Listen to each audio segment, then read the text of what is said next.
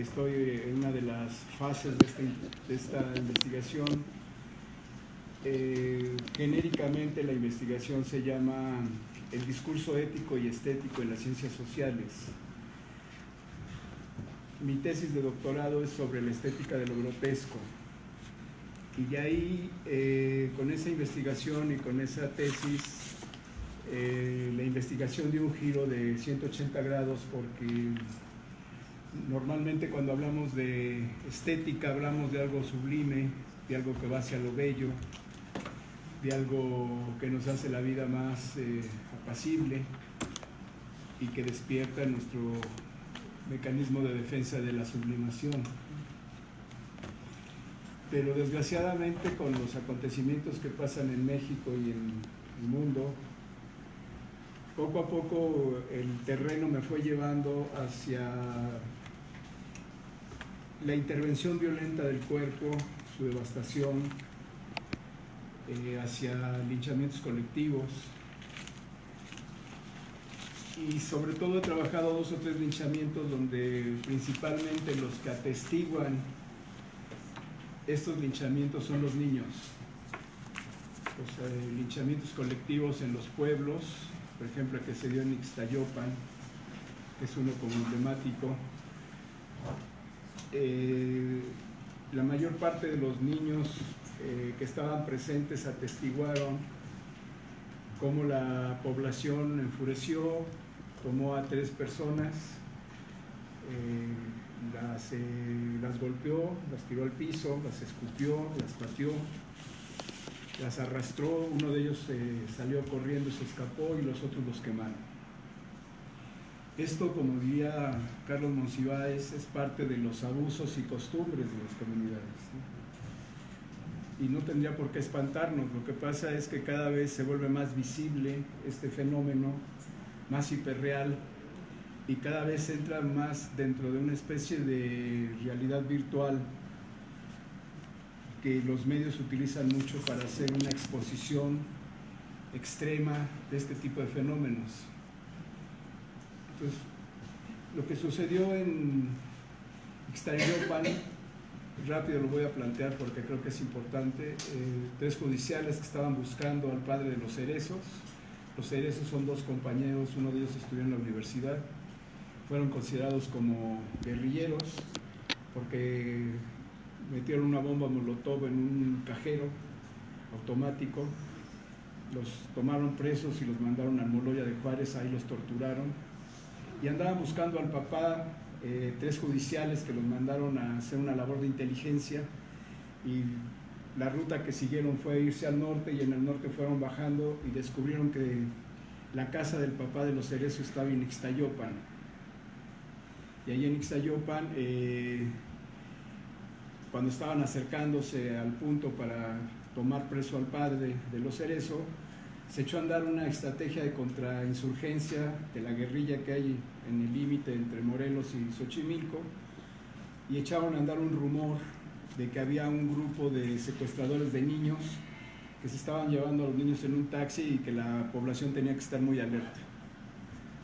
Entonces, cuando están bajando estos judiciales, están a punto de tomar al padre de los Cerezos preso, se bajan de un taxi y desgraciadamente junto a la casa del padre de los Cerezos había un kinder, y aparece una señora que le llaman la Güera, que da la alerta de que ya vio a los secuestradores de la banda de secuestradores de niños, y le pide a la gente que se reúna. Tocan las campanas del pueblo, llega toda la gente, escapa uno de ellos y a los otros 2 los agarran, los linchan, y en el momento en el que está ese proceso le dan el pitazo a Televisión Azteca de que hay un secuestro en esa zona, y manda a 2 reporteros en moto, se meten a la zona y llegan con cámara en vivo a grabar el linchamiento como un tal show, un reality show en vivo de un linchamiento. Entonces entra el dispositivo cámara de grabar imágenes, de filmar noticias, y los mismos y empiezan a cambiar una serie de paradigmas. De hecho, El tema que quería plantearles hoy, o que quiero plantearles, es los nuevos paradigmas del terror. Ahí empiezo a darme cuenta que hay nuevos paradigmas de intimidación, de terror y de distribución y de esparcimiento del pánico. Y este es un ejemplo de lo mismo, porque cuando llega la televisión con los reporteros en motocicleta, empiezan a cambiar una serie de coordenadas dentro de la misma comunidad que está linchando a los judiciales que no se habían visto antes, ¿no? Por ejemplo, la mayor parte de la gente que está linchando a los judiciales sí quiere salir en televisión. Normalmente esos linchamientos son anónimos. Es una especie de lógica de fuente ovejuna donde todos se esconden para que nadie sepa realmente quién lo linchó. No, ahí sí quieren salir y todos quieren salir a que los entrevisten. Están golpeando a los dos judiciales, están ya muy dañados y de pronto uno de los reporteros dice: nuestras cámaras van directamente a la Jusco, regresamos en un momento. Y entonces la gente que está golpeando a las 3 personas que están siendo linchadas se queda como en un freezer, se quedan como detenidos porque se van a comerciales. Entonces la tele mete otro tiempo de presentación y de exhibición de la imagen violenta y le da otro contenido, la hiperrealiza, la potencia y la mete en el ritmo de la televisión comercial. Se empieza a volver el linchamiento un artículo de consumo cotidiano, colectivo, de la televisión, que puede tener sus cortes, ¿no? Y que puede regresa a la televisión y les dice: ahora sí estamos otra vez en vivo, y entonces los vuelven a golpear, ¿no? Entonces hay una serie de situaciones ahí que se cambian terriblemente y los niños están en la primera fila, ¿no? Atestiguando lo que es una lección de civismo. Yo ahí utilizo una licencia literaria, no es cierto, ¿verdad? Pero yo pongo ahí que los niños van saliendo de la escuela primaria después de tomar su clase de civismo, donde les enseñan los símbolos a la bandera, los símbolos patrios, y que de pronto se encuentran con una realidad brutal, que es una clase de civismo de a de veras que les está dando el pueblo, con una lección, con una didáctica, con una moraleja. A eso me refiero cuando hablo de los nuevos paradigmas del terror. Ese linchamiento fue en finales de los 90, 98, 2000. Y de esa fecha, ahora, tenemos miles de ejemplos verdaderamente brutales, terribles, oprobiosos, ¿no? Tenemos, por ejemplo, aquí traigo toda una lista, pero no los quiero asustar, ¿no?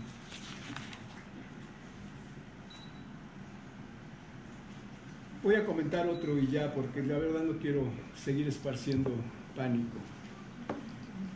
Lo que pasa en Tlahuelilpan con el huachicol, a principios del año. Está una familia en una comunidad de Hidalgo, muy cerca de la refinería de Tula, una familia que está acostumbrada a que los huachicoleros abran los ductos y les den gasolina. Es una especie de complicidad de los huachicoleros para que la comunidad les permita hacer ese evento, generar ese tipo de acción. La familia se prepara, ¿no? Estuve leyendo todas las notas que salieron sobre el tema. Cuando los huachicoleros pasan y les avisan que ya van a abrir los ductos, la familia se prepara para ir por los ductos. Es una especie de fiesta. Además era un sábado en la tarde, entonces llevan a los niños a pasar, les dan de comer, se reúne toda la familia, llegan los tíos y todo porque van a ir al huachicol y reúnen cubetas y todo lo que pueda acarrear el combustible, ¿no? Bidones, todo. Comen y se preparan para ir a la fiesta. Pues mientras van llegando, creo que se descontroló también la apertura del ducto porque salió muy alto, salió un geyser de casi 30 metros y se van acercando todas las familias de diferentes partes de la comunidad y lo primero que se aprecia ahí es un gran olor a gasolina. La gente empieza a entrar en un verdadero pasón de gasolina, es como si ustedes inhalaran tiner, ¿no? La gente empieza a entrar en una pérdida de sus sentidos y en un estado de drogadicción por un líquido o un gas como el vapor de gasolina. La gente entra en una especie de frenesí. se empiezan a aventar gasolina, los niños empiezan como si fueran a un balneario, se empiezan a entrar en los ríos de gasolina a nadar. Vean las imágenes son verdaderamente escalofriantes, ¿no? La gente está en una fiesta y empiezan a cotorrear y empiezan a hablar fuerte, están hasta la madre todos, están drogados por gasolina. Están en el paraíso de los usos y costumbres y de la inversión del mundo que significa que el crimen pueda darles ese derecho, ¿no? La organización criminal puede darles ese derecho de robarse la gasolina y lo ven normal porque así es y no pasa nada, no ven que están haciendo un delito, más bien lo ven como una fiesta y se echan a dar un ritual. Están instalados en el paraíso y en un segundo se queman todos. Pasan de lo más paradisiaco de la vida familiar en gasolina a cuerpos quemados, incendiándose, que yo por eso digo, el infierno no existe como tal, no está abajo, ni arriba, ni en ningún otro lado más allá de la vida que vivimos. El infierno está aquí, y ese día lo vimos, cómo la gente iba corriendo con las llamas en el cuerpo, y se murieron quemadas más de 120 y tantas personas, ¿no?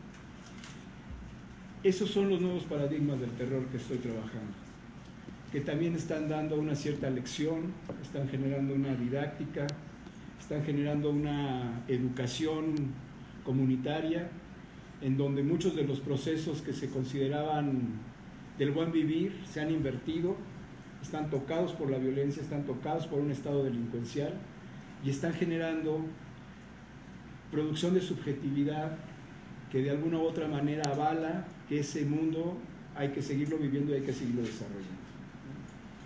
Entonces, hay muchos ejemplos, les digo, y últimamente más, con formas de generación de terror, con lobos solitarios. En Europa están muy de moda los lobos solitarios, ¿no?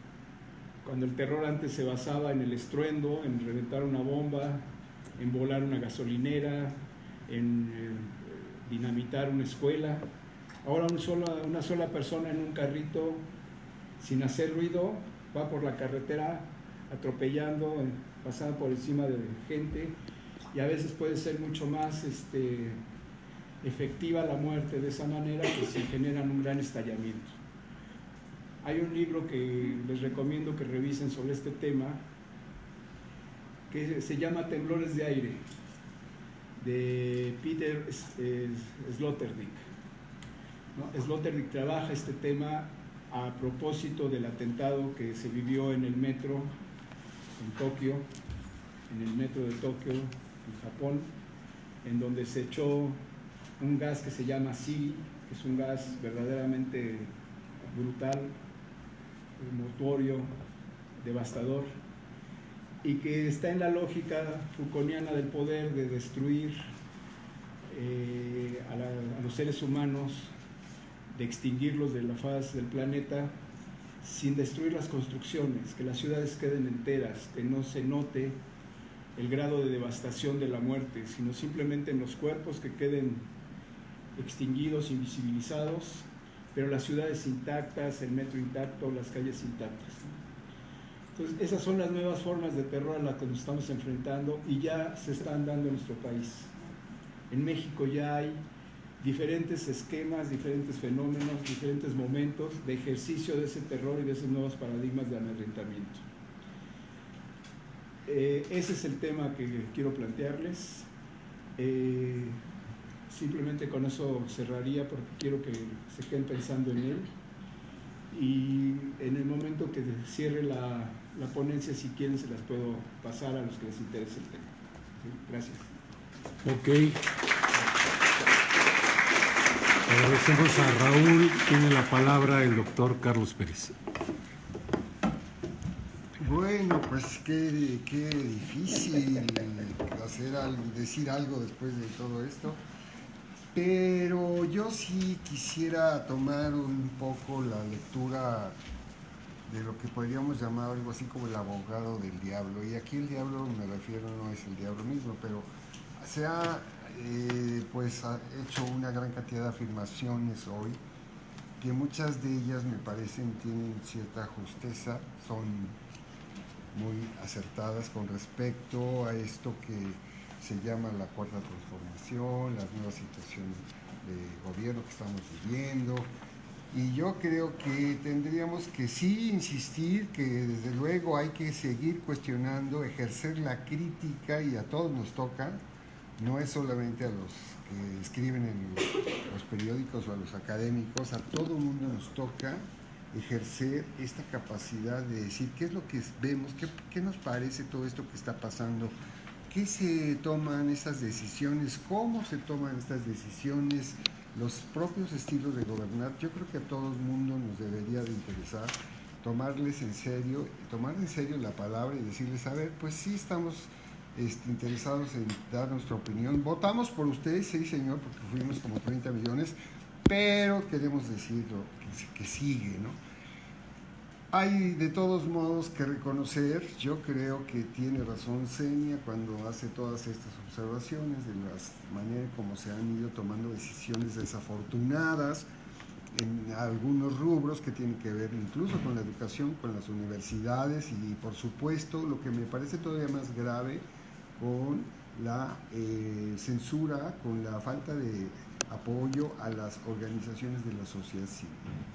No todas esas organizaciones de la sociedad civil tienen esos vicios que se dice que tienen. Evidentemente sí, muchas de ellas usaron el dinero público para fines pues, propios, privados, o se generaron situaciones de corrupción, pero las organizaciones de la sociedad civil se han hecho cargo de esas funciones que tendría que haber llevado a cabo el Estado. Protección de menores, de mujeres, instancias infantiles, situaciones de salud, educativas, en este contexto de violencia que hemos estado padeciendo por lo menos los últimos 10 años, aunque viene de más atrás, pero yo creo que es una manera de ponernos un poco en una balanza, qué es lo que se está proponiendo, qué se ha logrado, y de alguna manera yo creo que tendríamos que reconocer, en primer lugar, que es muy poco tiempo como para hacer un balance final de lo que significa esta forma nueva, este gobierno que sí, evidentemente no tiene que ver con que sea izquierda o no sea izquierda, es un gobierno que hereda una inmensidad de problemas y la mayoría de esos problemas no se van a resolver en un sexenio. Yo creo que es importante decirlo porque, por ejemplo, con el Huachicol, ¿no? Evidentemente ahí está la tragedia, ahí está lo que sucedió, pero al mismo tiempo hay un acierto, me parece, en la manera en cómo se trató de detener este robo de combustible que genera tantos problemas y tantos accidentes, y sí, un grupo de mafiosos que no son los que estaban recogiendo la gasolina, sino los que organizan todo el sistema de tráfico de combustibles, que llegan a la misma torre de Pemex. Ahí están los que son los creadores, los autores materiales, intelectuales de lo que significa este tipo de fraude al Estado. Me parece que eso fue, por ejemplo, una acción acertada. No se ha terminado, pero creo que es importante reconocerlo. Hay que reconocer también que evidentemente hay una posible dosis de esperanza. No sé de qué tamaño sea la dosis, para cada quien puede ser distinta, pero que algo cambió. No es posible dejar de pensar que fuimos 32 millones de mexicanos que votamos por un gobierno diferente, o pensamos que es un gobierno diferente, ¿no? Pero que tiene sentido en la medida en que eso nos permite por lo menos pensar en que se toma en cuenta la opinión de los ciudadanos. Hay que asumir que nosotros como ciudadanos somos los protagonistas más importantes de todo este proceso. Ya se nos olvidó a lo mejor que hace un año fueron las votaciones y que qué gusto y qué celebración y todo, pero este proceso no acaba ahí, porque esto puede ser una actitud política que asumimos nosotros como asumir que nos toca construir una conciencia política que siga pensando en la democracia, aunque sea como sea, pero que tenga apertura de los espacios públicos, participación de las organizaciones de la sociedad civil que han trabajado en estos rubros, porque ese es el punto de vista que a mí me parece que puede ser rescatable. A mí siempre me dicen que soy muy optimista porque de repente trato de ver, bueno, qué se puede hacer, qué podemos hacer, ¿no? más allá de que estamos con una enorme cantidad de problemas encima, que arriesgamos la vida todos los días al transitar por esta ciudad, por este país, al subirnos a un transporte público, estamos evidentemente bajo una situación de crisis extrema. Hay una crisis humanitaria en este país, evidentemente, y cuando vemos esas cifras de los 200,000 personas que en los últimos 10 años han sido asesinadas, de los 40,000 desaparecidos, y eso son cifras muy conservadoras, que no se sabe dónde están, ¿no? Uno se pregunta, ¿cómo es posible que esté pasando esto, ¿no? Esta imagen, ¿no?, de lo que sucede con esta lectura que hace el doctor Villamil, evidentemente que es para también tomar en cuenta que estamos, como decía Xenia, estamos en guerra, ¿no?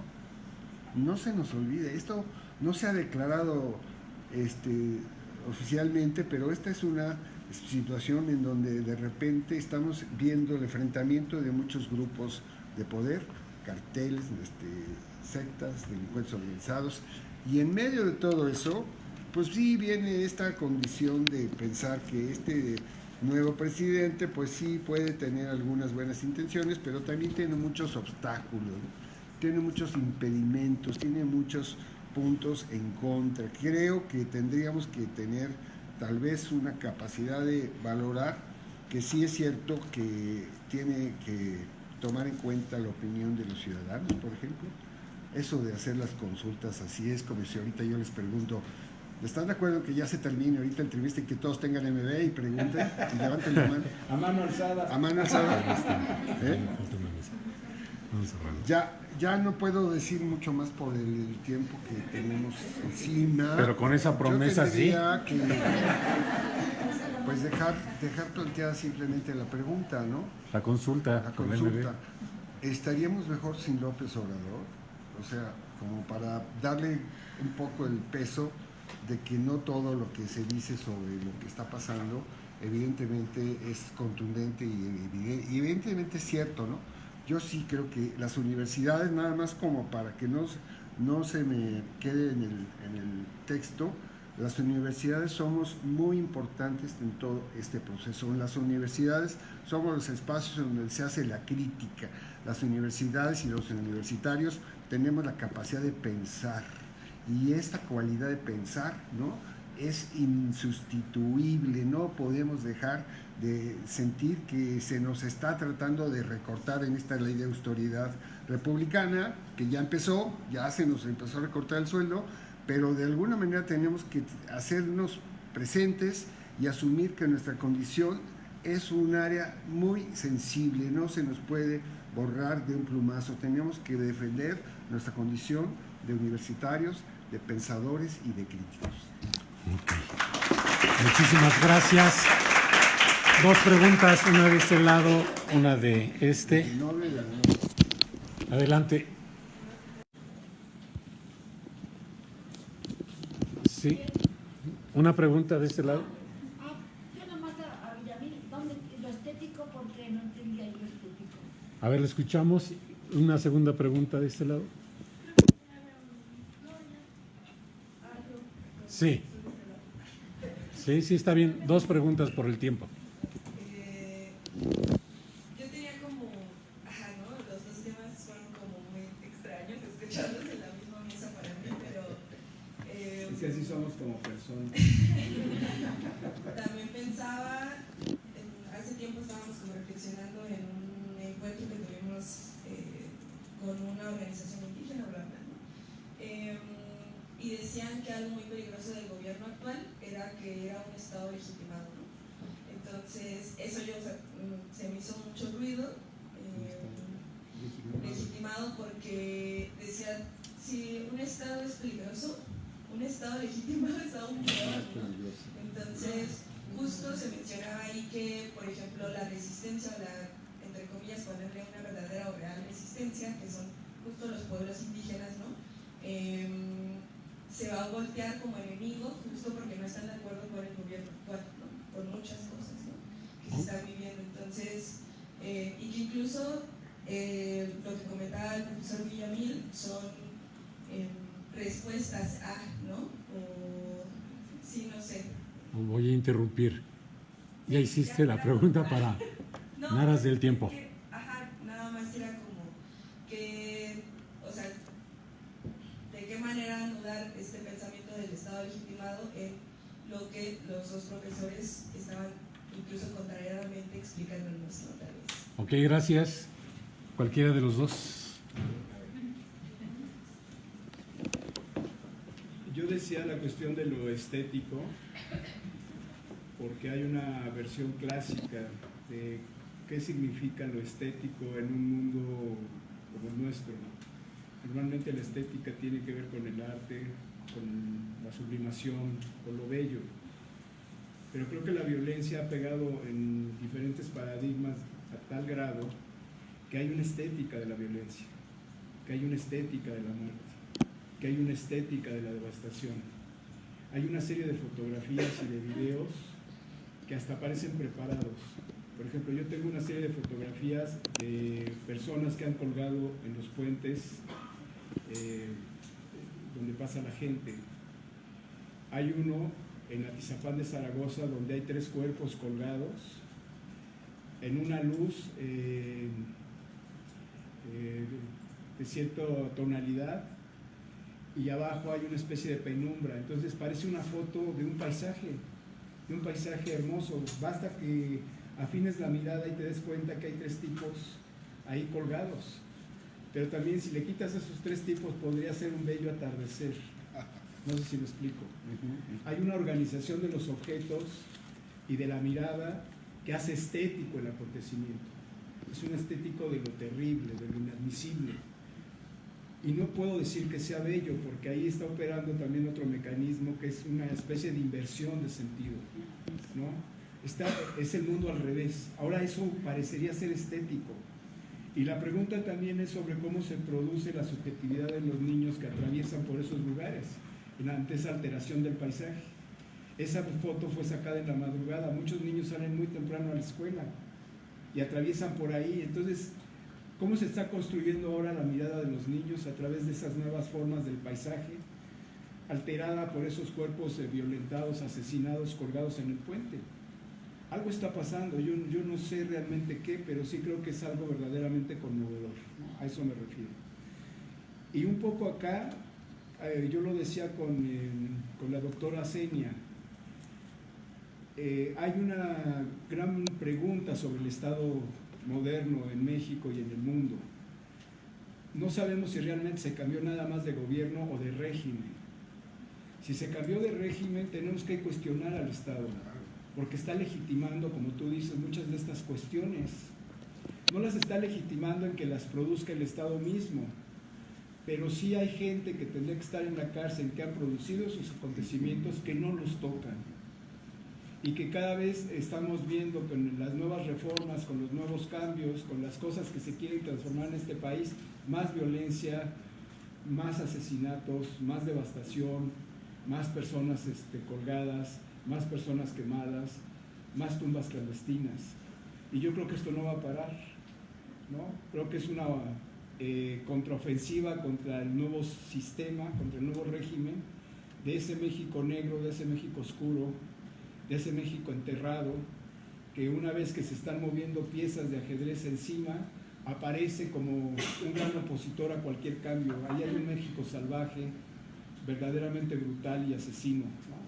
Ustedes fíjense cómo tienen razón las estadísticas, que en lo poco que lleva López Obrador en su gobierno, ya se sobrepasaron las cifras de otros sistemas políticos, de otros gobiernos, donde la violencia era muy grave, pues ahora ya se rebasaron esos niveles y le echan la culpa. Ya sabemos que todo es culpa de López Obrador, ¿no?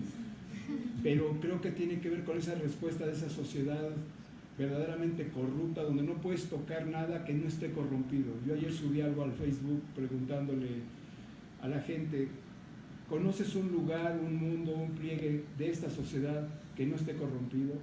Díganme uno. Tocan a la Policía Federal y saltan como chapulines, cuando ellos son los principales jefes de la mafia, que secuestran, que torturan, y tenemos una larga lista de cómo la Policía Federal, ¿no?, permanentemente ha reprimido a la gente y al pueblo.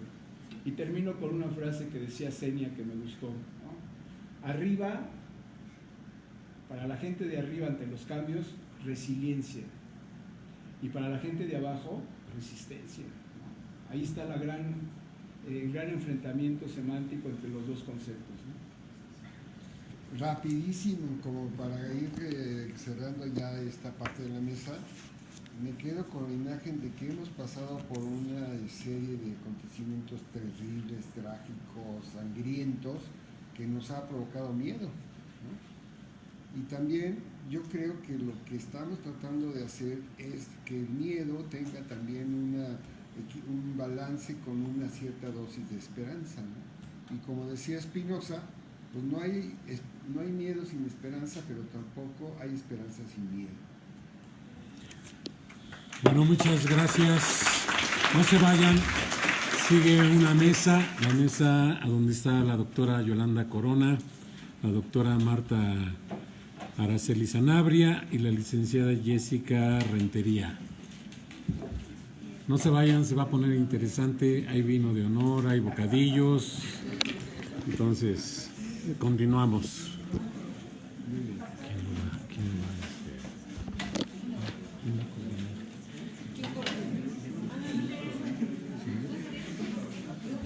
Sí, órale, sí. Sí, que ya no.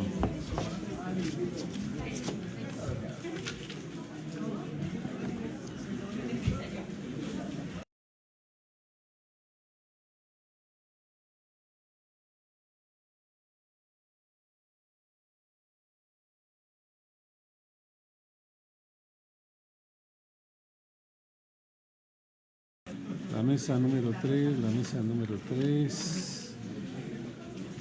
La mesa número 3 se llama Niños, Niñas y Adolescentes.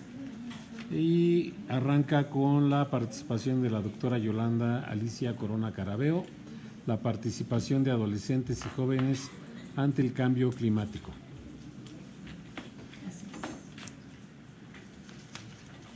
Bueno, muchísimas gracias. Este trabajo, este tema se deriva de lo que ha sido mi interés de investigación acerca de la relación de los niños con la naturaleza.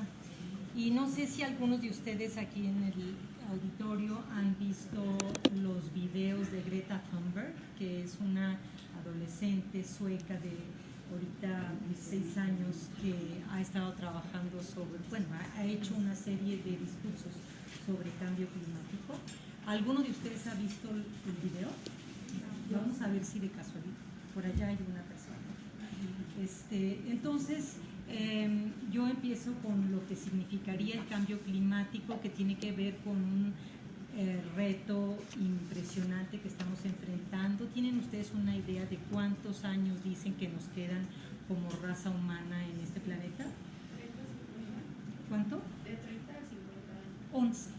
O sea, en 11 años, si se acaban las abejas antes, pues antes, nosotros desapareceremos del planeta, ¿no? Entonces, una cosa que yo me preguntaba es, ¿qué nos está pasando a nosotros como humanidad que no nos enteramos acerca de eso, ¿no? Es un reto enorme en términos de una extinción masiva, no solo de las especies animales, sino de la vida humana. Y este efecto que nosotros, del que estoy hablando, ya está teniendo un impacto en muchísimas poblaciones, principalmente en el sur global, a través de lo que serían tifones, inundaciones y toda una serie de problemáticas y de lo que se ha llamado violencia climática en contra de poblaciones que principalmente son poblaciones desfavorecidas. Ahora, en términos de las respuestas internacionales, ¿verdad? O sea, ¿qué es lo que están haciendo para poder resolver estos problemas de cambio climático? Bueno, hay una serie de sesiones en donde personajes de la organización de la ONU se reúnen para abordar esta temática, ¿no? Que se llama Convención de las Naciones Unidas para el Cambio Climático. Entonces es un espacio diplomático intergubernamental. Y aquí yo lo que quería hablar es que, bueno, no solamente se trata de personas de los gobiernos, sino que una parte muy importante de estas sesiones es que permiten la participación como observadores a actores no gubernamentales, ¿no? Ahora, lo que sí es importante entender es que esos actores no gubernamentales no solamente son personas de asociaciones civiles, sino también son esas corporaciones interesadas, ¿verdad?, en que estas personas pues tomen decisiones que tienen que ver con sus propios intereses, ¿no? Ahora, hay una parte también importante de esto en términos de quienes participan ahí como organización, como actores no gubernamentales, y que son principalmente del norte, o sea, no hay muchas personas del sur, y principalmente gentes de cierta clase social, digamos que se pueden pagar el boleto para ir a Suiza a las reuniones, o para ir a Berlín, o para ir a Brasil a hablar sobre este tipo de temas, ¿no? Entonces, lo que se ha visto es que se necesita que personas que verdaderamente se estén viendo afectadas, pues puedan participar en estas reuniones. Ahora, ¿por qué es importante el que haya personas que no son del gobierno, verdad? Entonces, decimos que allí en estas reuniones, yo tuve la suerte de que un hijo de una amiga mía ha participado como activista en más de 5 de estas sesiones, ¿no? Y me pudo transmitir así de viva voz qué es lo que había pasado con los jóvenes dentro de lo que serían estas sesiones, ¿no? Pero entonces, bueno, aunque los actores no gubernamentales no tienen ningún poder de decisión en estas reuniones, sí lo que pasa es que son un elemento esencial, porque en realidad van dando, digamos, forma a la discusión cuando ellos hablan de aquellas situaciones que los responsables no quieren tocar, ¿no? Entonces, aunque ellos tengan una falta de acceso y una participación real en estas reuniones, sí tienen una importancia fundamental. El secretariado de estas reuniones les da como un papel decorativo, en el sentido de que, bueno, miren, sí participan los jóvenes y también están aquí presentes las personas de la sociedad civil, ¿no? Entonces, ellos legitiman lo que serían sus reuniones mediante la participación de actores no gubernamentales. Pero ellos han logrado una cierta legitimidad en la discusión, y el secretariado no puede ignorarlos, ¿no? Ahora, hay varias discusiones de qué tanto ellos pueden ser agentes de cambio, qué tanto los jóvenes, qué tanto las organizaciones de la sociedad civil pueden ser agentes de cambio, y lo que se ha visto es que esto depende de cómo son vistos por los otros actores, cómo son vistos por el secretario, cómo son vistos por las autoridades. Y ahí hablamos de lo que sería el poder que estas personas tengan, ¿no? Entonces, por ejemplo, hay un poder simbólico que tiene que ver con las reivindicaciones morales, por eso los jóvenes tienen ese poder simbólico, porque ahorita que veamos lo que dice Greta Thunberg, pues es muy importante como una niña, cuando ella desde los 13 años está hablando y está interpelando a los responsables, ¿no? Está el poder cognitivo, que tiene que ver con la información, y que tiene que ver con aquellos científicos que son expertos en el tema. Digamos, un poder social, que son las personas que tienen acceso a redes, un poder de influencia, que son los que tienen acceso a agentes claves y a los procesos de toma de decisión, y un poder material, que son estas corporaciones que tienen recursos pues para comprar o para influir en lo que serían las decisiones. Ahora, aquí, como yo trabajo el tema de niños y jóvenes, quiero introducir este concepto de equidad intergeneracional, ¿no?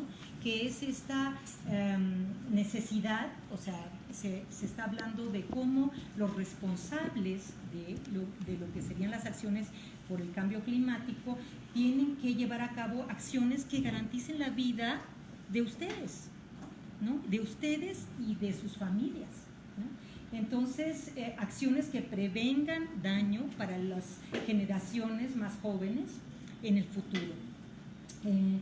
Y en realidad no se están tomando esas acciones, ¿no? Y por ello se está planteando que es imprescindible que los jóvenes participen en estas conferencias internacionales, puesto que además también estos jóvenes han sido muy activos en enterarse acerca de lo que está pasando, ¿no? Entonces, aquí lo que podemos ver es que después de muchas acciones y esfuerzos de los jóvenes, sí se logró que se les reconociera como un sector. Es decir, estas convenciones que se llaman de la COP, es la, digamos, las Convention of the Parties, que le llaman, ¿no? O sea, es decir, las sesiones de todos los sectores que están involucrados. Y ya se les reconoció a los jóvenes provisionalmente como un sector, cuando en realidad los jóvenes son aquellos que están siendo principalmente afectados por ello. Pero entonces nosotros decimos que esta participación de los jóvenes en las sesiones de cambio climático ha sido verdaderamente, bueno, es inexplicable que se les haya excluido desde un principio, ya que, por ejemplo, en 1989 se firma la Convención sobre los Derechos del Niño, ¿no? Y desde 1989 se dice que niños y jóvenes tienen que participar exponiendo sus opiniones y participar en las decisiones que les conciernen, ¿no? Entonces, las reuniones de la COP se iniciaron en 1995 y es hasta 2009 que se les da este reconocimiento como un sector, un reconocimiento. Es que el secretariado ejerce una serie de situaciones y de acciones de control sobre los jóvenes, ¿verdad? ¿Por qué? Porque los jóvenes, como son muy activos y porque además también son muy creativos, ¿verdad?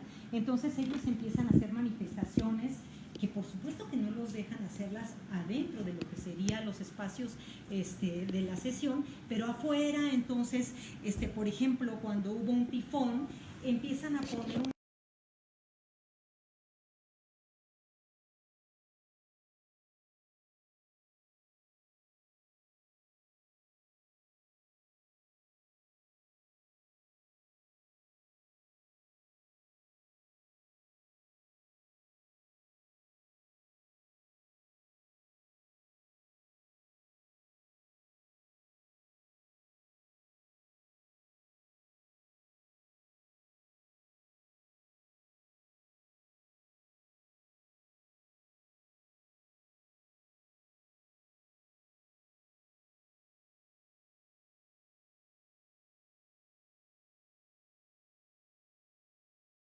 gubernamental estaba haciendo una participación muy emotiva de todos los muertos. Los jóvenes de inmediato se solidarizaron con él y hicieron una manifestación ahí y por supuesto que llamaron a las fuerzas de seguridad y los evacuaron, ¿no?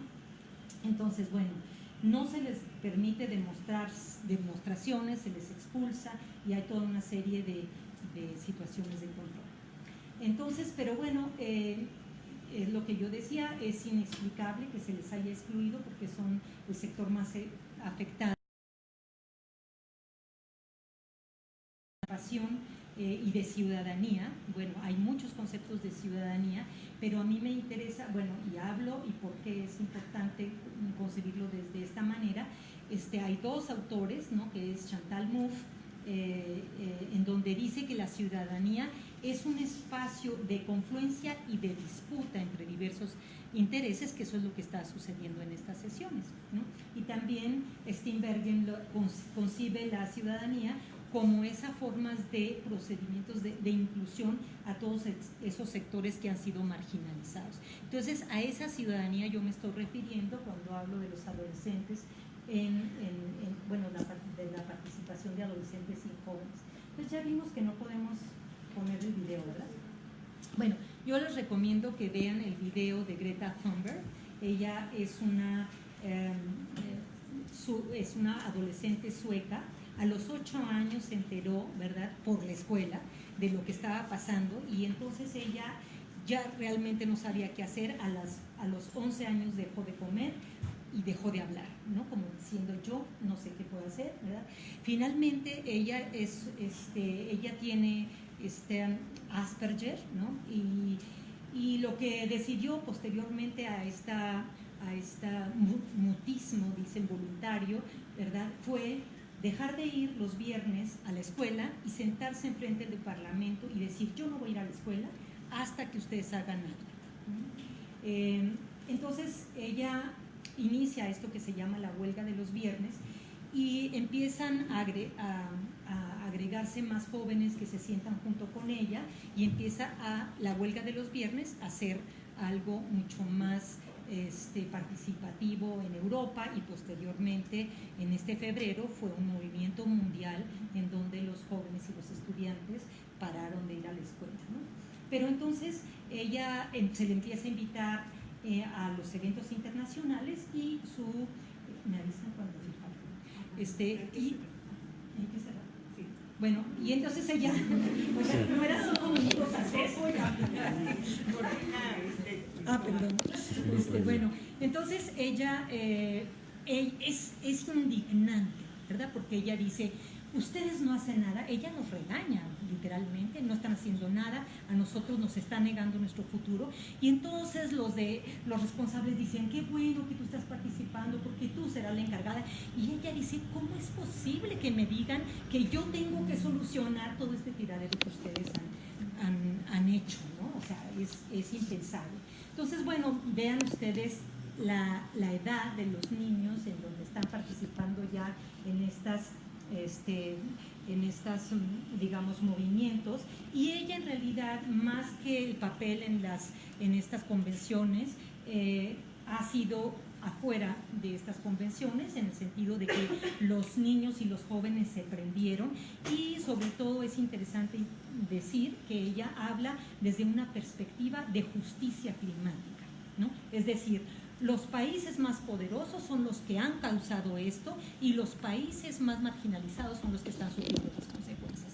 Entonces, lo que yo pido es que ustedes, países, se hagan responsables y transfieran la tecnología a los otros países para que ellos puedan solucionar sus problemas. Entonces, esto es lo que se llama el movimiento de justicia climática, ¿no? Que ustedes los pueden ver, ¿no? Entonces, estos son los viernes para el futuro, y es una protesta mundial. Bueno, ya está ahí, quedamos. Bueno, nada más yo quería cerrar que finalmente cuando uno dice estamos luchando contra el cambio climático, es que tenemos esperanza. Y a propósito de eso de la esperanza, es que la esperanza es una negación, ¿no? O la esperanza es que tú crees que realmente puedes hacer algo para que esto se modifique. Entonces, bueno, allí hay una ética de que la esperanza tiene que ver con una idea del futuro, pero también con asumir una responsabilidad y también asumir el realizar ciertas acciones que yo les domino. Supuestamente nos quedan 11 años. ¿Y qué vamos a hacer en estos 11 años? Entonces, bueno, pues ahí termino. Okay. Muchísimas gracias. Pasamos a la siguiente ponencia. 18 años, fin de la protección integral, debate ante el egreso de casa a hogar, por la doctora Marta Sanabria. Tiene la palabra. Muchas gracias. Yo les voy a hablar acerca de aquellos niños que se encuentran en casa hogar. Bueno, primero les voy a compartir la investigación que estamos realizando en este momento. Son los datos preliminares de todo un estudio que se va a hacer bastante completo y que inicia con una de las preguntas básicas de ¿cuántos niños son en casas hogar? ¿Y dónde están? Bueno, pues primero les quiero decir que UNICEF hizo un estudio y calculó, primero ubicó en segundo lugar a México en América Latina con 1.6 millones de niños, niñas y adolescentes que no viven con su familia de origen, es decir, que están en cuidados alternativos. Llámese albergues, casas hogares, instituciones para adicciones, o sea, todos aquellos espacios donde hay niños, niñas y adolescentes, lo cual nos está hablando de una problemática muy grande. En este caso yo voy a hablar solamente de aquellos que se encuentran en casas hogar. ¿Cuántos son? Bueno, en 2015 se hizo un censo, INEGI lo realizó de forma inédita y encontró que había 879 centros de asistencia social o casas hogar con 25.667 niños, niñas y adolescentes. ¿Dónde están? Miren, esa gráfica nos ilustra que el 87% de los niños están en manos privadas, es decir, asociaciones civiles, están en organizaciones religiosas, están en lo que se llama instituciones de asistencia privada y solo el 11% lo tiene el gobierno. Por lo tanto, las organizaciones siempre dicen que ellos no resuelven la problemática, los niños no están con ellos, que ellos tienen la gran responsabilidad de afrontar esta situación. Bueno, y la siguiente pregunta es, ¿cuánto tiempo están en promedio en esas casas hogar? Bueno, pues resulta que nos dicen que generalmente están 8 años, muchísimo tiempo. Y 8 años que pueden ser 18, porque muchos también están desde que son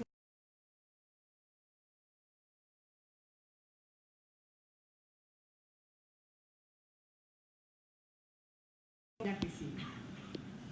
Bueno, la pregunta fundamental de esta investigación es ¿qué ocurre con las y los jóvenes que crecieron a cargo del Estado una vez que egresan de este sistema de protección, o sea, de la casa hogar? Primero les cuento que no tenemos cifras en México. Raro, ¿verdad? Pero en Argentina, que es uno de los países que nos lleva a la delantera en América Latina, con los que nos asociamos para hacer esta investigación, nos cuentan que ellos han realizado investigaciones y encuentran que la situación de los chicos es que el 45% de los jóvenes que sale de las casas hogares a los 18 años no culminó la educación obligatoria, que es la secundaria, y que además no se encuentran estudiando después. ¿Por qué? Porque su situación cambia, porque tienen responsabilidades muy grandes que afrontar cuando salen a la vida independiente. Que 9 de cada 10 de esos chicos quisiera seguir estudiando, pero no tiene posibilidades. ¿Cuáles son los principales problemas? Por supuesto, conseguir vivienda, su inserción laboral, el primer trabajo es lo más difícil, no tienen apoyos económicos para el sustento cotidiano y sobre todo ellos dicen que requieren un apoyo emocional, es decir, un acompañamiento a lo largo de por lo menos hasta que cumplan los 20, 21 años para continuar. Déjenme decirles que Argentina nos lleva tanto la delantera que ya hizo una ley el año pasado, ya fue aprobada y que por el Congreso, y ahorita están haciendo el reglamento. Todavía no está funcionando, pero ya está aprobada la ley. Le sigue Colombia. Colombia ya terminó su ley, apenas está en proceso de aprobación. Y México, bueno, pues México, en Nuevo León hay una propuesta de ley, se está trabajando apenas, es solamente local, es decir, para el estado de Nuevo León, pero es un primer esfuerzo para apoyar a estos chicos. En un ejercicio que hicieron en Argentina con estos chicos que egresaron, les dijeron como para explorar qué se siente o cómo vivieron ese momento del egreso, y ellos dijeron que es muy doloroso, que es crítico, que sienten miedo, y ellos realizaron esta tarjeta con esta ilustración donde dice: no todos los cumpleaños se festejan, y dicen cuando cumplimos los 18 años de edad es como tener de pastel una bomba con un reloj de tiempo que en realidad nos marca el momento de la partida. Y resumen en una frase muy emblemática lo que sienten y dicen: estamos solos contra el afuera. ¿Cuáles son los tipos de egreso que tienen nuestros chicos o las poblaciones en este sentido con cuidados alternativos?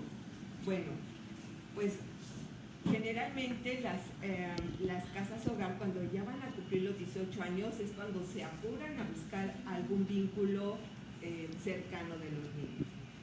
Puede ser con reintegración familiar, ya sea a su familia nuclear, con otros familiares o con quien se deje, con un adulto mayor que puede ser un padrino, una madrina, buscan a alguien que lo fue a visitar a la casa hogar y que tienen sus datos y entonces es toda una búsqueda. Pero no siempre sucede eso. Algunos chicos cumplen los 18 años y nadie los fue a visitar o la familia dice no me quiero hacer responsable de él, es una carga para mí y no lo voy a recibir. Y entonces se va lo que se denomina la vida independiente. Para las casas hogar dicen es un egreso voluntario. No, para los chicos es una salida obligada, ¿no? Es el cerrarles la puerta de la institución. Y algunos casos, muy pocos, casi ninguno, pero sí suceden adopciones. Alguien en el camino conoce a un chico o una niña, una jovencita, y bueno, hay una relación muy estrecha, puede ser una maestra, un maestro, puede ser alguien de la casa hogar, no sé por qué, pero sucede mucho en el sentido de los pocos casos que suceden, que las cocineras tienen una buena relación con las niñas y terminan adoptando a las chicas. Entonces también sucede. No hay una estrategia nacional que vea el egreso.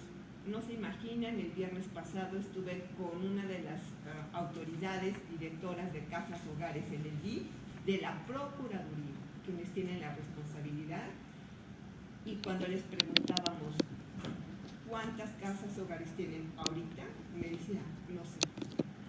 ¿Cuántos niños tienen en guarda y custodia? No lo sabemos. Estamos haciendo el cambio de gobierno, no tenemos claridad, estamos en proceso. ¿Qué proyecto tienen para los chicos de egreso? Y nos dicen, lo estamos construyendo. ¿Qué significa? No tengo nada. Bueno, las casas hogares, algunas, las más grandes, las más fuertes, con presupuestos más sólidos, con apoyos internacionales, como son Casa Alianza, Pro Niños, Back to Back en Nuevo León, aldeas infantiles, tienen proyectos específicos de egreso. Generalmente son para poquitos chicos y son sus egresados de las casas hogares y les dan un apoyo. ¿Qué les dan? Les dan una casa, puede ser 6 meses, 1 año, máximo 2 años. Hay un acompañamiento tanto emocional como de habilidades para la vida cotidiana y la autonomía. ¿Qué significa? Bueno, pues que les dicen desde cómo hacer un contrato para rentar, cómo abrir una cuenta de banco, o sea, esas cosas que a lo mejor para nosotros son muy claras, pero para ellos no, y les voy a decir por qué. Aquí sí. Bueno, no existe una preparación para el ingreso. Resulta que hicimos 2 grupos focales, uno con niños adolescentes, niños y niñas adolescentes que están todavía viviendo en casas hogares, es decir, pre-egreso, y otro grupo de chicos y chicas que ya egresaron, más o menos tienen 5 años, alrededor de 5 años de haber egresado. Lo primero es que nos dijeron, increíble, que nadie les explique el egreso. Se dan cuenta en lo cotidiano. Nos decía una chica, yo me daba cuenta que cuando las chicas más grandes desaparecían y me fui dando cuenta pues que se iban a algún lado y que después nadie nos explicó, nadie nos dijo nada. Me di cuenta que cuando ya éramos grandes nos teníamos que ir. Cuando les preguntamos al grupo grande que cuándo les avisaron, nos dijeron 1 mes antes, algunos 1 semana antes de irse. Increíble. Una chica nos dijo, es horrible, porque bueno, a mí me dejaron que me quedara más tiempo porque yo me aplicaba en el estudio. Yo quise estudiar hasta la universidad y me ayudaron, me permitieron estar más tiempo que otros niños. ¿Por qué? Porque además era yo como, decía, como la hija de las monjitas, porque yo llegué a los 11 meses y pues cumplí los 18, toda mi vida. Y lo peor de todo es que yo nunca salí en esos 18 años. Yo no sabía que había un Oxxo en la esquina. Cuando yo quería ir a la prepa, porque además tienen escuelas internas, y entonces están en un encierro, es una institución cerrada. Y entonces me decía, es que salir a la calle, subirme al transporte, me acompañaban las monjas, nunca me dejaron, pero en realidad es que nunca me hicieron un proyecto de vida independiente. Bueno, además todos desconocían que tienen un expediente en la institución y que se les debe de entregar al salir. Los egresados nos decían, no, nunca nos dieron nada, a mí nada más me dieron mi acta de nacimiento. Y otros decían, no, a mí mi certificado de secundaria porque si no, no me podía inscribir a la prepa. O sea, increíble. No puede ser que no tengan ni siquiera su historial de vida, donde tengan ahí todos los datos personales, individuales, de identidad, de salud, de evolución, de todo lo que significó estar ahí tantos años. Bueno, no queda explícito el programa de preparación ante el egreso. ¿Por qué? Porque entrevistamos a las autoridades y nos decían, no, sí, hacemos cursos y les damos clases de esto y les damos cursos de sexualidad y les damos también habilidades de la vida cotidiana y autocuidado, miles de cosas. Cuando les preguntamos a los chicos, oigan, ¿y no es cierto que les dan esto? Sí, pues sí, unos cursos, pero ellos no saben que eso es para la vida posterior. No les queda consciente, a veces sí lo hacen, no lo hacen, ellos dicen, no nos gustan esos cursos, porque no queda explícito para qué sirven. ¿Por qué hace esto la institución? Porque le apuesta todo a la educación. Ellos dicen que mientras tengan la escuela, y por eso la tienen adentro, controlada y todo, sí los chicos estudian, sí cuando entraron tenían un gran rezago educativo, había violencia en sus casas, omisión de cuidados, todo lo que ustedes quieran, y las instituciones le apuestan a la educación como lo máximo para salir adelante en la vida autónoma. No quieren abordar la situación de trabajo porque dicen que si los ponen a trabajar ni van a rendir en la escuela y dos, una vez que tengan dinero no van a seguir estudiando. Inclusive los chicos hicieron una gran discusión sobre, unos querían trabajar, otros dijeron que no, otros decían que se iban a distraer. Bueno, es más, fue muy acalorado. Los que ya egresaron dijeron que sí, que es muy necesario que les hagan un acompañamiento también en el trabajo, porque cuando se enfrentan a la realidad, pues es demasiado, son demasiadas cosas que van a controlar. La vivienda, su comida, la limpieza, su salud. Nos decían, a veces nos enfermamos y no sabemos ni siquiera con qué doctor ir, cómo hacer una consulta, cómo escoger a lo mejor hasta las medicinas que tengo que tomar, en fin, se sienten desprotegidos de todo. Bueno, también dijeron que aunque les permiten hacer cosas en la casa como aseo, limpieza y demás, pues ellos no tienen una gran responsabilidad y que cuando salen se enfrentan con que no es lo mismo lavar su ropa que lavar cobijas, que lavar sábanas, que limpiar toda la casa, en fin. Entonces ellos dicen que sí tienen que tener más responsabilidades. Un tema que nunca se aborda en casas hogares son los noviazgos, inclusive están prohibidos. Y bueno, ellos reconocen que la escuela dentro de las casas hogares provocan un mayor encierro. Finalmente les quiero comentar dos cosas. Uno, los casos fallidos, que muchos de estos casos terminan en situación de calle, con problemas de salud, inclusive hospitalizados, porque la comida a veces compran lo más barato, me decían, con tal de ahorrar, hasta que aprendieron que con la comida no se juega, porque los llevaba al hospital. El embarazo adolescente, adicciones, conflicto con la ley, autolesiones, inclusive el suicidio. Y finalmente el egreso tiene que verse como un pasaje desde el crecer en una institución hasta la vida independiente, pero siempre de manera progresiva y acompañada. Ellos nos dijeron que es muy importante que haya un plan de vida basado en el egreso desde que llegan a una casa hogar, que todo se tiene que hacer con conciencia, todas las actividades, para que tenga mucha claridad ese plan de vida, que hay que priorizar la vida autónoma e independiente y por lo tanto el trabajo es muy importante, y que les den un apoyo económico hasta que cumplan los 20 o 21 años, y que haya un acompañamiento de las casas hogares, porque cuando ellos salen ya no los dejan entrar de nuevo, han tocado la puerta y dicen, es que yo vivía ahí y quería visitar, y les dicen, no, tú ya no puedes, tú ya te saliste, adiós. Hay que recordarles a esas casas hogares que son referentes familiares primarios y que los chicos tienen esa necesidad de regresar porque lo siente en su familia. Y finalmente, no se logra nada de esto si no hay una capacitación del personal, que es muy importante y que se requiere mucho en las casas hogares. Muchas gracias. Ok, gracias. Vamos a continuar y sigue el trabajo de la licenciada Jessica Rentería Oropesa, restitución de derechos de niñas y adolescentes en situación vulnerable, caso Casa Hogar, Sumando por Ti. Adelante.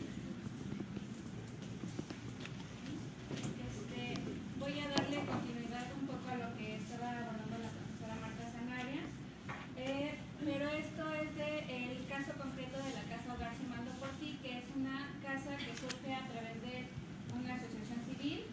La Fundación Sumando por Ti se crea a partir del 26 de febrero del 2013, es reciente, y es en el 2015 cuando ya se establece como Casa Hogar. Nosotros dependemos de un grupo de empresarios que son los fundadores y quienes aportan el dinero para la Casa Hogar. Las niñas que están dentro de esta Casa Hogar son enviadas a través de la Procuraduría, canalizadas por el DIF. Permítanme, voy a poner la información.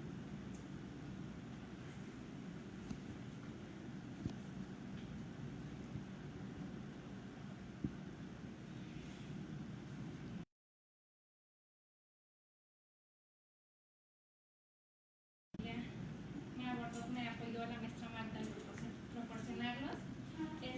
Actualmente nosotros tenemos una población de preadolescentes del 30%, niñas del 40% y adolescentes del 30%. La Casa Hogar es una casa hogar pequeña. Tenemos a 15 niñas que van de edad de 9 años a los 21 años. Aquí nosotros tenemos un proyecto que es de corte humanista, donde se genera justamente, desde el ingreso se va generando un plan para el egreso, tomando en cuenta las necesidades, capacidades y aptitudes de las niñas, siempre tomando en cuenta la escucha de los niños. La Casa Hogar solamente alberga a niñas, no hay varones, pero sí hay personal masculino dentro de la institución. La mayoría de las niñas que están ahorita dentro de la Casa Hogar son niñas que sufrieron de abuso dentro de la familia, físico y emocional, agresiones sexuales. Hay niñas que se encuentran en situación de abandono total. Tenemos el caso de una niña que está en la Casa Hogar desde los 8 meses, ahorita tiene 21 años. Fue transitando de institución a institución y hace justamente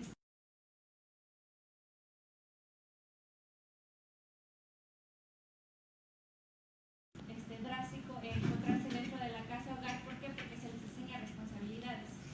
Se empieza con las más pequeñas, desde el aseo únicamente de la ropa interior, porque tenemos a una persona encargada de lavandería que se encarga de lavar las cosas más pesadas, pero en cuanto van creciendo se les van dando mayor carga de responsabilidad, para tenerlas concientizadas siempre de la realidad, ¿no? O sea, están solas, la mayoría no van a poder volver con casos de niñas que están de regreso con su familia de origen, lo cual es pues la prioridad de la casa hogar, que las niñas regresen con su familia, que qué mejor, siempre y cuando estas familias sean aptas para tener a los niños, porque justamente aquí es la idea de el bienestar de las niñas. Siempre es velar por el bienestar de ellas. Se crea justamente por eso el modelo de atención de la casa hogar, que como ya les mencionaba es de corte humanista. Me voy un poquito rápido. La misión de la casa hogar es brindar cariño, atención y herramientas necesarias a niñas y adolescentes y jóvenes. La idea de la casa hogar no es victimizar a las niñas, porque suficiente tienen con ser victimizadas por el resto de las personas como para que nosotros como personal que laboramos ahí también lo hagamos, porque entonces volvemos a caer en esto del asistencialismo, y lo que queremos es brindarles herramientas para que ellas puedan ser sujetos que se pueden insertar fácilmente en la sociedad. Las niñas tienen educación privada ahí, van a instituciones privadas, las instituciones de acuerdo a la elección que ellas quieran. Tenemos 3 instituciones, las que estamos manejando ahorita, para nivel básico, se les da educación desde nivel básico hasta nivel universitario si ellas así lo desean.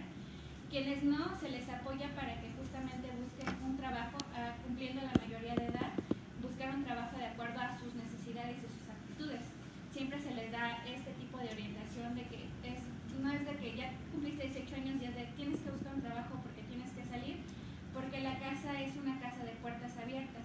Las niñas al cumplir la mayoría de edad pueden egresar si así lo desean, no es una obligatoriedad, ya que se les da el apoyo de seguimiento.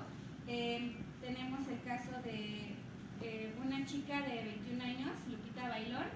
Ella estaba haciendo la preparatoria en línea y nos dijo, quiero buscar trabajo. Y nosotros pues adelante, estaba haciendo la prepa en línea, estaba en el segundo ciclo escolar, en el INEA me parece que es. Y sus actitudes eran pues limpieza. Ella nos dijo, yo quiero algo de limpieza, y tratamos como de incitarla a que siguiera formándose académicamente para obtener un mejor puesto de trabajo, pero pues tuvo suerte porque ahorita está en una casa, bueno, así lo ve ella, de que tiene suerte y está muy contenta en donde está trabajando en una casa haciendo la limpieza que está a 2 calles de la casa hogar. La chica tiene seguimiento, cada fin de semana va a la casa hogar, porque es no perder el contacto simplemente porque ya es una adulta legalmente, porque ya tiene la mayoría de edad, sino darle el seguimiento y el apoyo, porque para no dejarlas solas totalmente. Entonces es de acuerdo a la necesidad que ella quiera. Si ella dice ya en este momento ya puedo ser totalmente independiente y no las necesito, ella puede dejar de asistir, pero si ella decide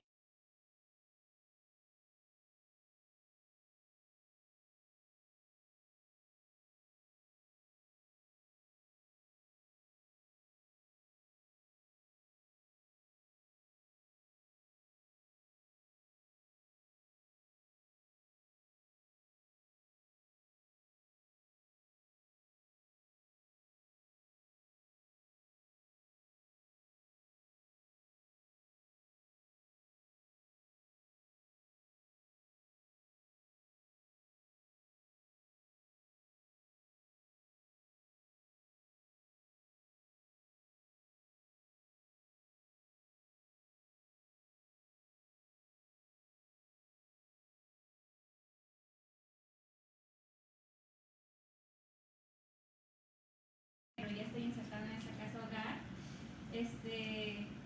que justamente me encanta porque es ver y velar realmente por las niñas, que digo yo, bueno, pues un granito de arena igual y genera un cambio. Esa es mi esperanza, soy optimista igual que el profesor Carlos Pérez.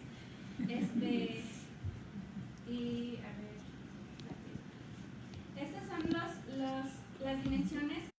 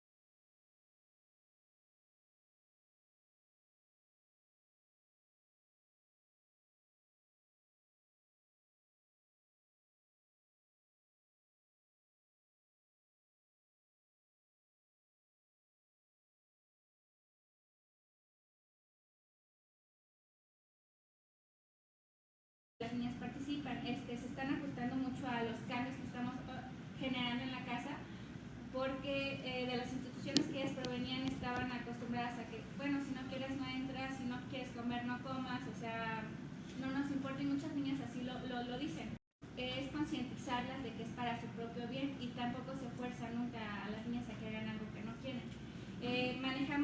Yo estoy como guía y lo que manejamos ahí como guías es la reciprocidad.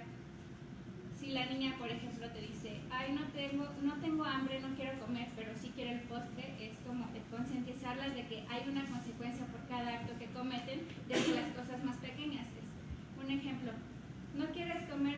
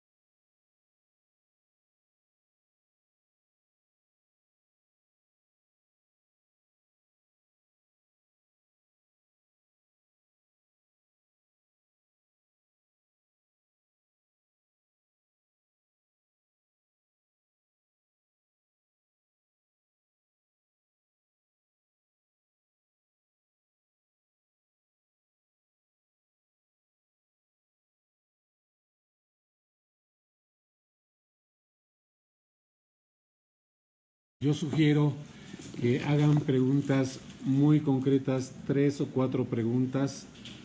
Las escuchamos y aquí nuestras panelistas responden. Entonces, adelante.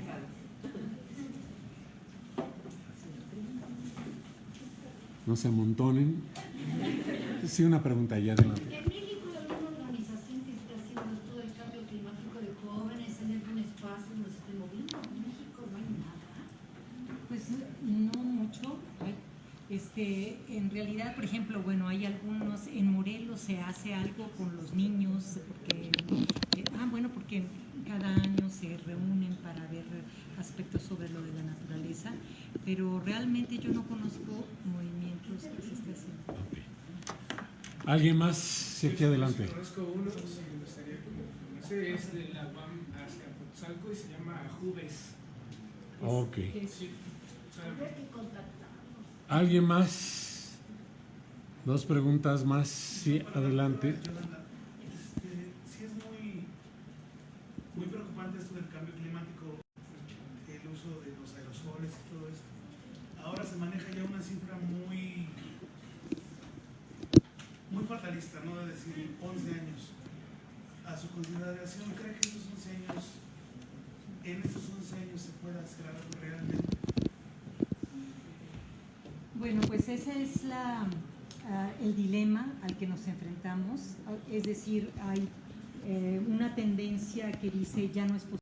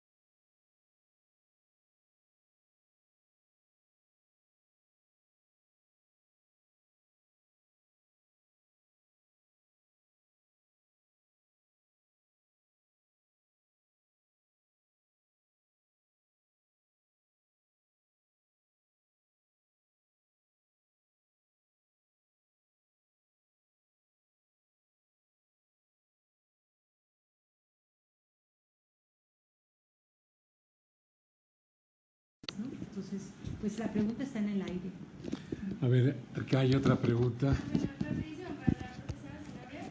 Sobre el trimestre pasado veíamos en género, bueno, una situación que hay en México con los feminicidios y con, bueno, cómo ha crecido el número de niños huérfanos. Bueno, ¿qué tanto ha afectado como esta situación de México en los feminicidios, estos niños huérfanos? ¿Cómo están las casas hogares y por qué no se ha podido, o sea, no creo que esta situación que vimos, que es preocupante, sea reciente. Yo creo que tiene que ser, ¿por qué no se ha hecho algo como en esta casa hogar? ¿Por qué no ha sido así? ¿O hay algo que regule o algo que revise que las casas hogar puedan como manejar un mejor egreso en estos jóvenes mayores de 18 años? Porque son pocas las casas que lo hacen. No hay una estrategia nacional, solamente son acciones que realizan cada una de las casas hogar y de acuerdo con sus posibilidades y de acuerdo con su visión, algunas muy novedosas, por ejemplo back to back, con casas y demás familias, pero en realidad no hay un esfuerzo, no hay una conciencia de que eso es importante. Entonces, eso es lo que tenemos que trabajar. Okay. Sería Isaac. La última pregunta. También, por ejemplo, no solo es eso visibilizarlo, tiene que ver también el recorte presupuestal. Se está haciendo una especialización en las casas hogares enorme y justamente tuvimos un evento que estuvo a cargo de la maestra Sanabria de un llamado a la especialización de las trabajadoras sociales.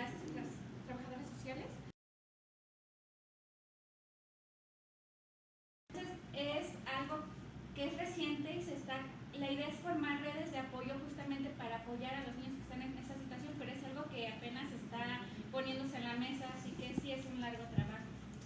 Ok, ahora sí, la penúltima. Y continuamos.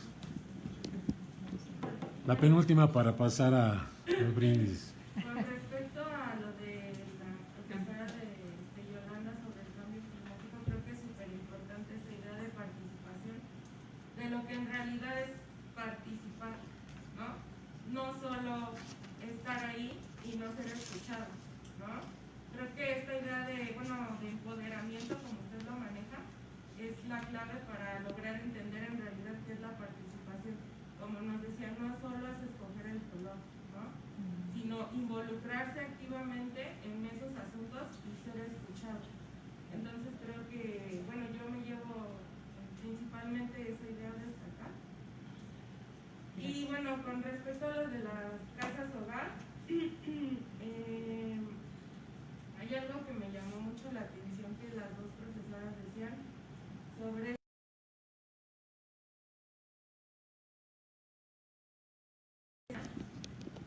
y como decía la maestra, muchas veces no lo es obligatorio, ¿no?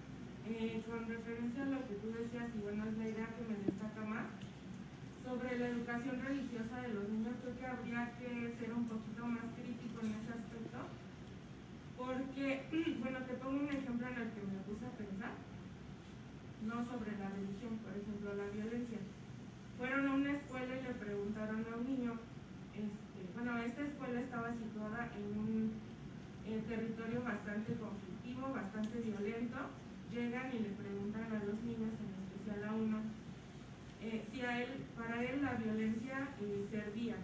Y él le dijo, sí, claro, cuando mi compañero me hacía bullying, yo le clavé un lápiz en la pierna y pues si me sirvió, él me dejó de molestar. Entonces le dijeron, bueno, otra opción que tú puedas tener, que no sea el de clavarle el lápiz en la pierna. Y el niño le dijo, bueno, le hubiera dado una patada, no, pero otra opción, le hubiera dado un cabezazo, ¿no?